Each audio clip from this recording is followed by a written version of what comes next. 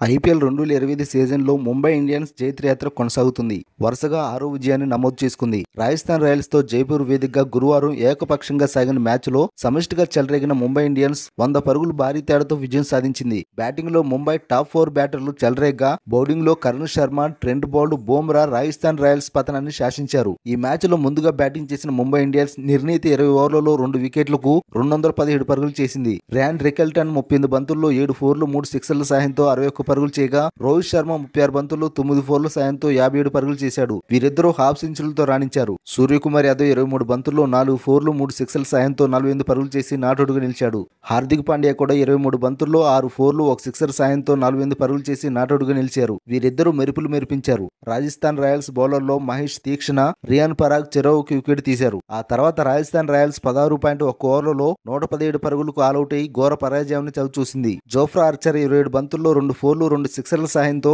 30 పరుగులు చేసి top scorer గా నిలిచాడు. మిగతా బ్యాటర్లందరూ దారుణంగా విఫలమయ్యారు. ముంబై బౌలర్లో కరుణ్ శర్మ 19 పరుగులిచ్చి 3 వికెట్లు తీగా, ట్రెంట్ బౌల్ట్ 28 పరుగులిచ్చి 3 వికెట్లు తీశాడు. జస్ప్రీత్ బుమ్రా 15 పరుగులిచ్చి 2 వికెట్లు పడగొట్టాడు. దీపక్ చాహర్, హార్దిక్ పాండ్యా తలో ఒక వికెట్ తీశారు. 12 ఏళ్ల సుదీర్ఘ నిరీక్షణ తర్వాత జైపూర్ గడ్డపై ముంబై ఇండియన్స్ విజయం సాధించింది. ఈ ఓటమితో రాజస్థాన్ రాయల్స్ అధికారికంగా ప్లే ఆఫ్స్ రేస్ నుంచి నిష్క్రమించింది. 218 పరుగుల భారీ లక్ష్య ఛేదనలో రాజస్థాన్ రాయల్స్ కు ఆశించిన ఆరంభం అయితే దక్కలేదు.